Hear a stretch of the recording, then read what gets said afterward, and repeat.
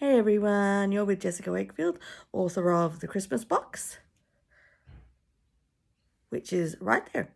I am going to read to you today from the first chapter of the third story in the book. So The Christmas Box is 3 decades, 3 love stories, 1 box. And each story is set in a different decade. And they're 3 short novellas. So the first story is set in 1995, the second one is set in 2005, and the third one is set in 2015. And they're all love stories and all connected by 1 box. You won't get to hear about the box in the first chapter, though. Okay, bear with me a second while I go back to my contents page and find my third story. The third story is called Faking Christmas. And as I said, it's set in 2015 in New York City. All right, here we go, everyone. 3 weeks before Christmas, 2015, New York City. This was the worst Christmas ever, Antonia Katsaurus muttered as she plastered on her fake smile when another child climbed onto Santa's lap. Her elf outfit was hot and itchy. The hat that came with the outfit had a bell at the end that jangled every time she moved, making her head pound, and Santa, played by Joe Drummond, was the grumpiest man she'd ever met. He made her Greek grandfather look like a teddy bear by comparison. Not to mention her feet were sore from standing in the uncomfortable shoes for the last 3 hours and her cheeks were hurting from too much smiling. Adding to her misery was the incessant Christmas music playing non-stop all day. I can't believe this is my life now. Then she made eye contact with a snotty-nosed, unruly child and hoped her expression at least appeared genuinely happy.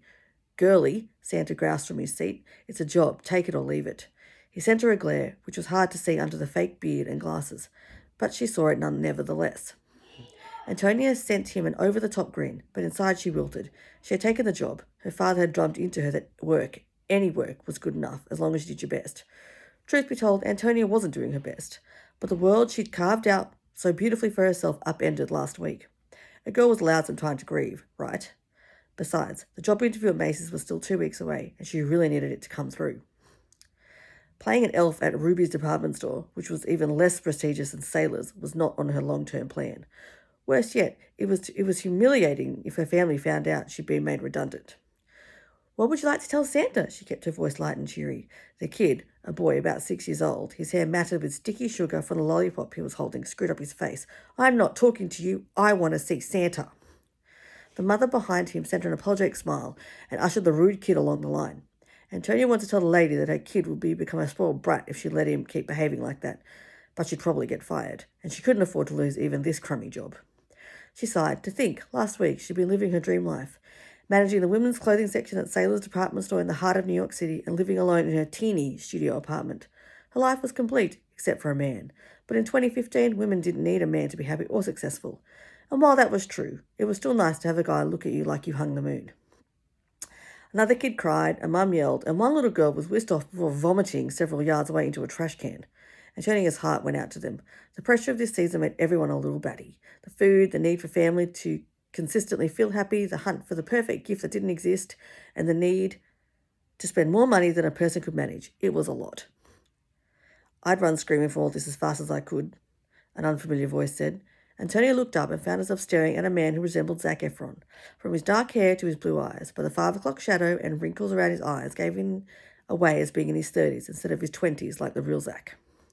I'm sorry, she found her voice as the noise in the shopping centre careened back into focus. He smiled. It's a madhouse. He gestured to the long line of kids still waiting to see Santa. While dressed in a business shirt and pants, his hair was dishevelled like he'd been battling crowds and had gotten fed up. She could relate. Uncle Dylan, is it our turn yet? A little voice asked. Antonia stopped staring at the Zac look-alike and focused on the girl at his side. She was about 5 years old and was peering out from behind his legs. She had dark curls like Antonia, stunning brown eyes, and a porcelain doll face, though her wide eyes and pouting lips showed she was uncomfortable in this throng. Dylan touched his niece's head softly. Almost, Freya. Antonia crouched down using her most soothing voice. You don't like big crowds? Or are you just worried that Santa won't have time for you? Freya stuck her fingers in her mouth and said nothing. Antonia reached into a bag full of little Christmas trinkets she kept on hand. She hunted through the bag until she found a baby Jesus figurine. Here, she whispered. Don't tell anyone. I'm not supposed to give these away. But sometimes you just need a little strength to do something that's a bit scary. Freya stared at Antonia, her fingers still in her mouth, but her eyes drank in the sight of the little Jesus in the manger. Then she slowly reached out, took it, and hugged it to her chest. Antonia's heart bloomed. This wasn't always the worst job. Some kids were lovely. Most were excited, shy, and scared, but it was the bratty kids that stuck in her memory. Thanks, Dylan whispered. I really appreciate it.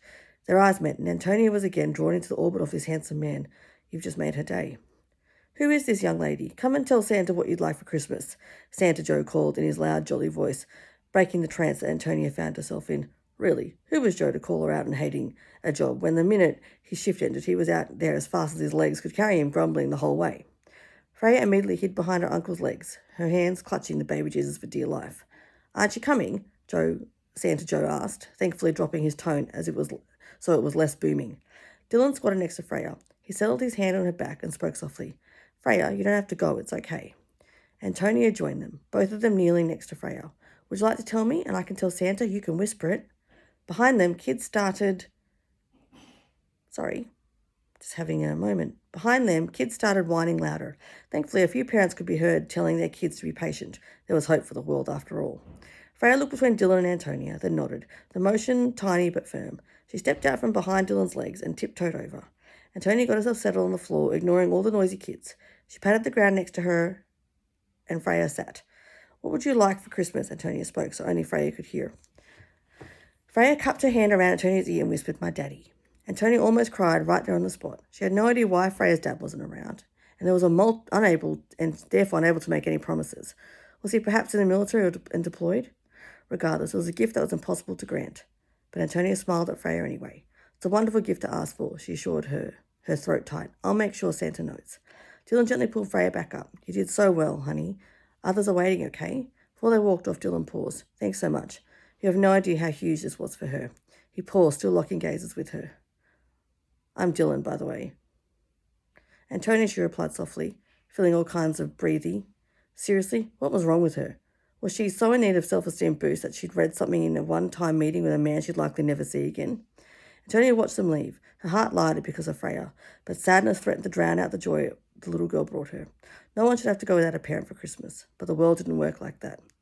The line grew shorter as parents hustled their tired, hungry kids through. Antonia smiled at each kid, counting down the minutes until her shift was over. If she got the job at Macy's, if everything worked out, she'd be back on track with her life that had somehow got derailed faster than the speed of a New York subway train. Dylan hadn't asked her out, but even if he had, she had plans that couldn't be interrupted again. There you go, guys. That was actually the first half of the chapter. This story is about fake dating, by the way. So I hope you enjoyed that. And thanks for listening. Bye. Oh, thanks for watching, actually. Bye.